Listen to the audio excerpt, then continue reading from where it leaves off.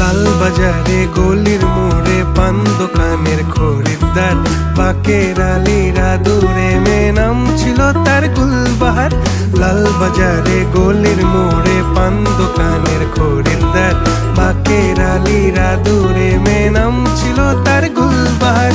নাম ছিল তার গুলবাহার, দেখতে ভারী চমৎকার, তুলনা যে হয় না তার হোসনে আরা গুলবাহার।